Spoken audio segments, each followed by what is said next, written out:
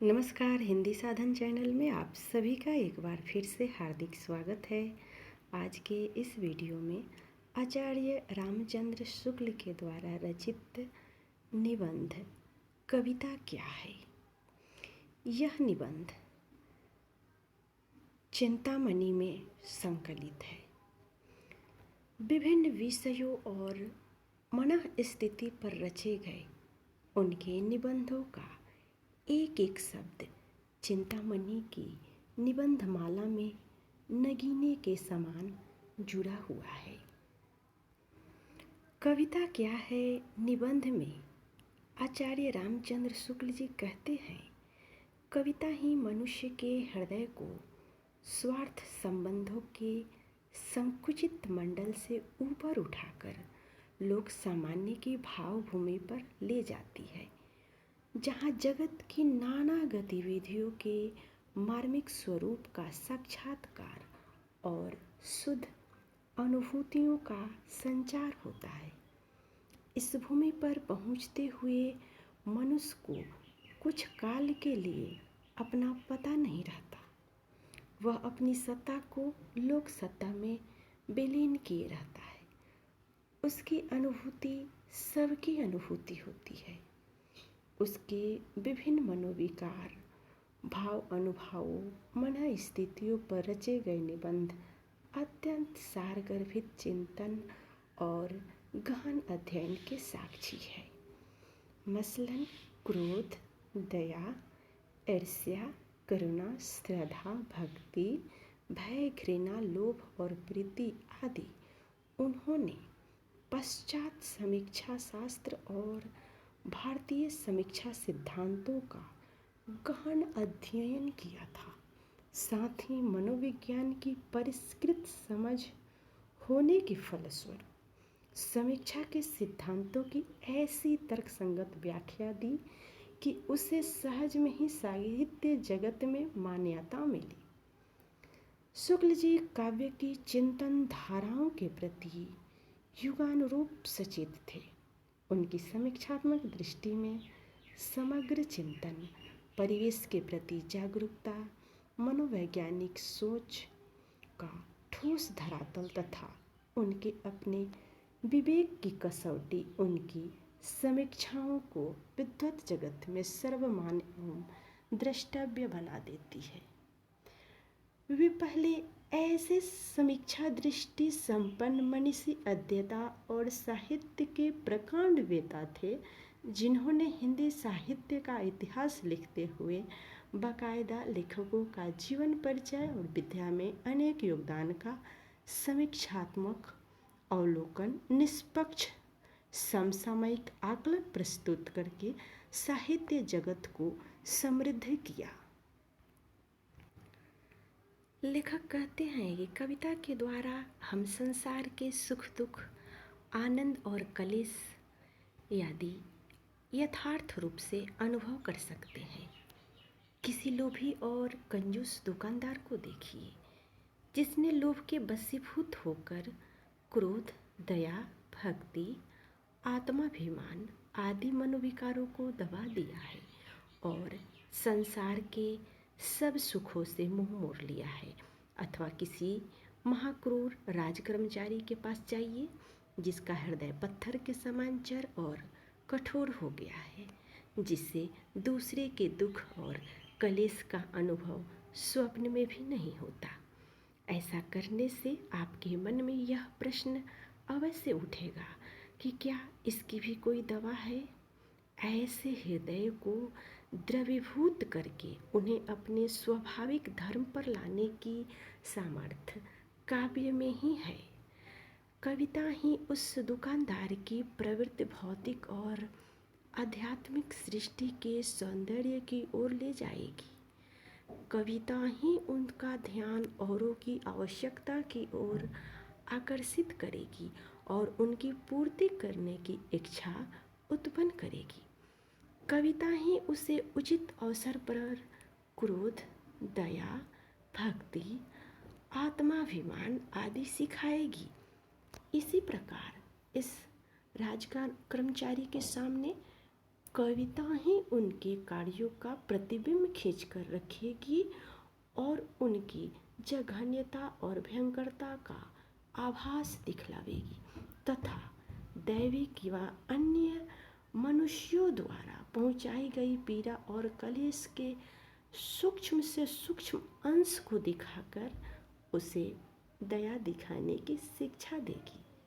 प्रायः लोग कहा करते हैं कि कविता का अंतिम उद्देश्य मनोरंजन है, पर मेरी समझ में मनोरंजन उनका अंतिम उद्देश्य नहीं है। कविता पढ़ते समय मनोरंजन अवश्य होता है, पर उसके सिवा कुछ और भी होता है। मनोरंजन इतना करना कविता का प्रधान गुण है। मनुष्य का चित्र एकाग्र हो जाता है, इधर उधर जाने नहीं पाता। यही कारण है कि नीति और धर्म संबंधी उपदेश चित्त पर वैसा असर नहीं करते जैसा कि किसी काव्य या उपन्यास से निकली हुई शिक्षा असर करती है। केवल यही कहकर ही परोपकार करो, सदैव सच बोलो, चोरी करना महापाप है, हम यह आशा कदापि नहीं कर सकते कि कोई अपकारी मनुष्य परोपकारी हो जाएगा, झूठा सच्चा हो जाएगा और चोर चोरी करना छोड़ देगा। क्योंकि पहले तो मनुष्य का चित्त ऐसी शिक्षा ग्रहण करने के लिए उद्यत ही नहीं होता। दूसरे मानव जीवन पर उसका कोई प्रभाव अंकित हुआ न देखकर वह उनकी कुछ परवाह नहीं करता। पर कविता अपनी मनोरंजक शक्ति के द्वारा पढ़ने या सुनने वालों का चित्त उचटने नहीं देती।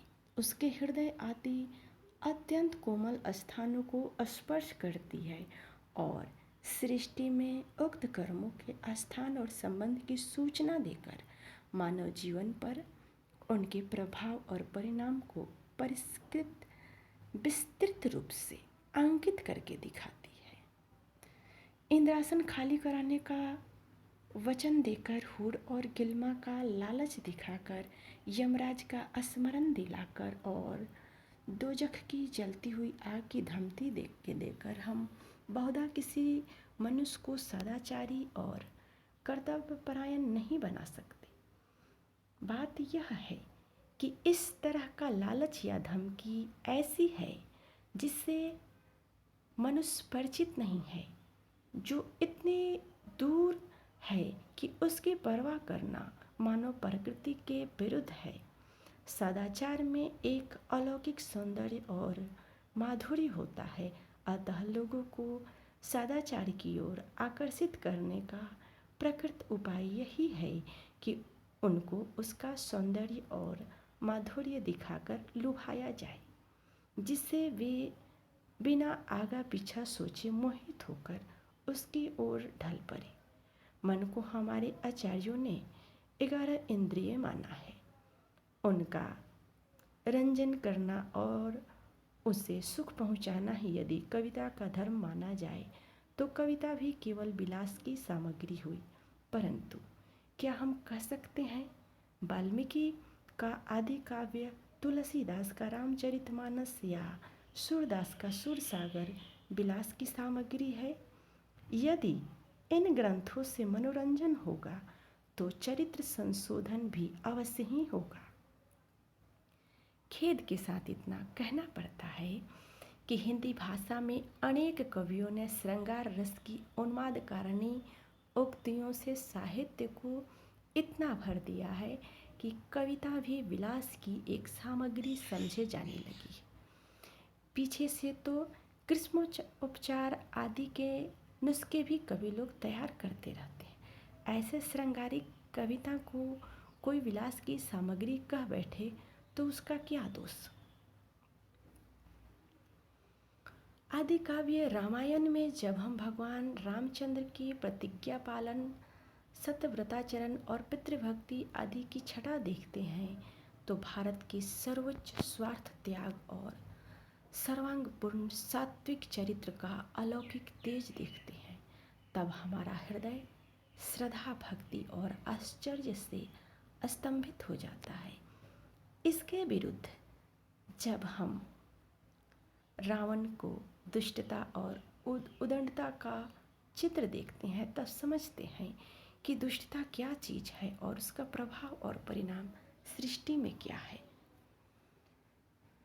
कविता द्वारा कितना उपकार होता है, उसका काम भक्ति, श्रद्धा, दया, करुणा, क्रोध, प्रेम आदि मनोवेगों को तीव्र और परिमार्जित करना तथा सृष्टि की वस्तुओं और व्यापारों से उनका उचित और उपयुक्त संबंध स्थित करना है। कविता मनुष्य के हृदय को उन्नत करती है, उसे उत्कृष्ट और अलौकिक पदार्थों का परिचय कराती है जिनके द्वारा यह लोक देवलोक और मनुष्य देवता हो जाता है। कविता इतनी प्रयोजनीय वस्तु है कि संसार की सभी जातियों में पाई जाती है। चाहे इतिहास न हो, विज्ञान न हो, दर्शन न हो, पर कविता अवश्य ही होगी।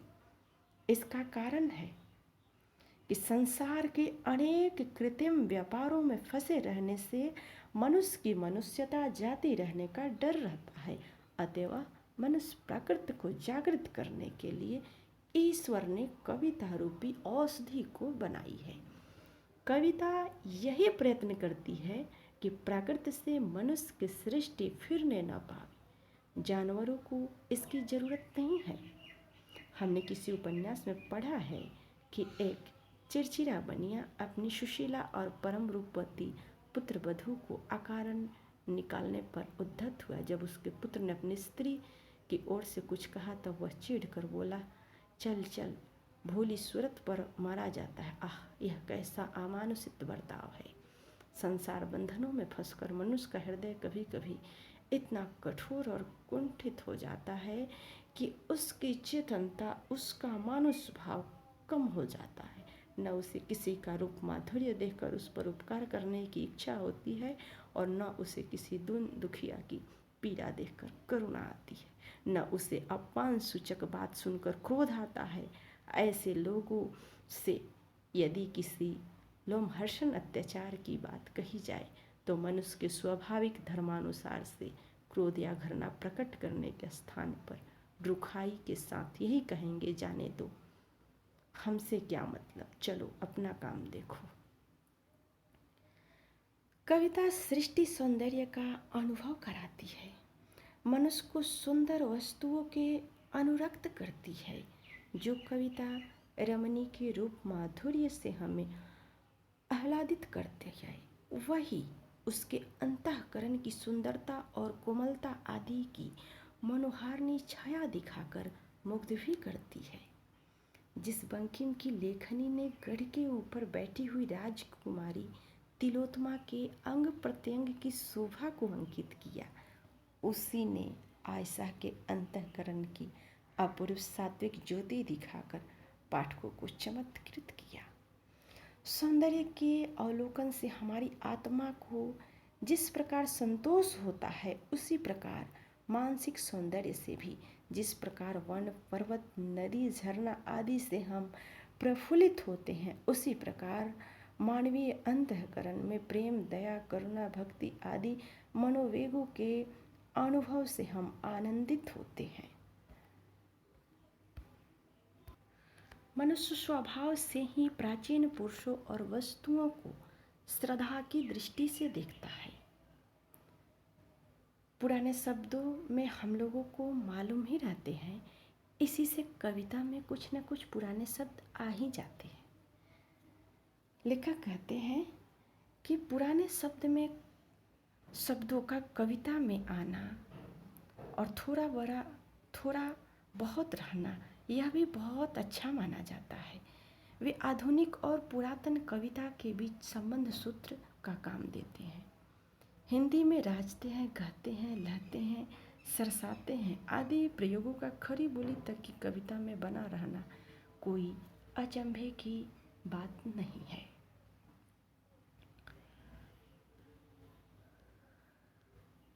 बहुत से ऐसे शब्द हैं जिनसे एक ही का नहीं किंतु कई क्रियाओं का एक साथ बोध होता है। ऐसे शब्दों को हम जटिल शब्द कह सकते हैं। ऐसे शब्द वैज्ञानिक विषयों में अधिक आते हैं। उनमें से कुछ शब्द तो एक विलक्षण ही अर्थ देते हैं और परिभाषित कहलाते हैं।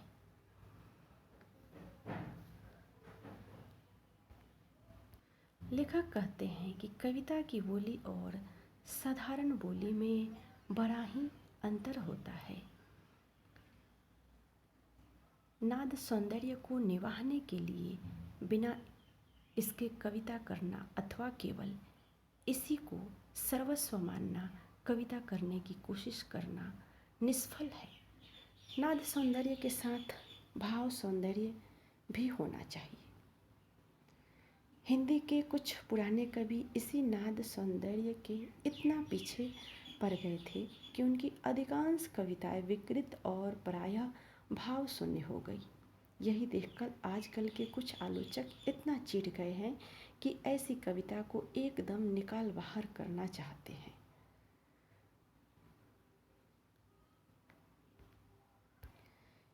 यदि किसी कविता में नाद सौंदर्य वर्तमान हो तो वह अधिक ओजस्वी और चिरस्थायी होगी। नाद सौंदर्य कविता के साहित्य का वर्धक है। उसके बल्कि कविता ग्रंथाश्रय विहीन होने पर भी किसी न किसी अंश में लोगों की जिह्वा पर बनी रहती है। अतः इस नाद सौंदर्य को केवल बंधन ही न समझना चाहिए, कविता की यह आत्मा भी है। आत्मा तो शरीर के लिए आवश्यक है। नाद सौंदर्य संबंधी नियमों को गणित क्रिया सामान्य काम में लाने से हमारी कविता में कहीं कहीं बड़ी विलक्षणता आ जाती है।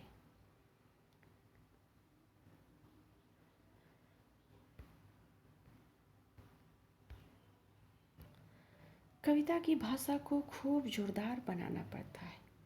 उनकी सब शक्तियों को से काम लेना पड़ता है।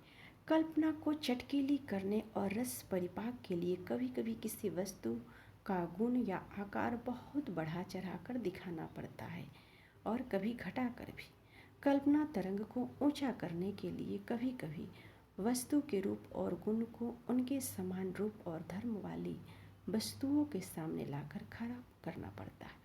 इस तरह की भिन्न भिन्न प्रकार की वर्णन प्रणालियों का नाम अलंकार है। इनका उपयोग काव्य में प्रसंग अनुसार विशेष रूप से होता है। इनसे वस्तु वर्णन में बहुत सहायता मिलती है। कहीं कहीं तो इनके बिना कविता का काम ही नहीं चल सकता। किंतु इनसे यह समझना चाहिए कि अलंकार ही कविता है।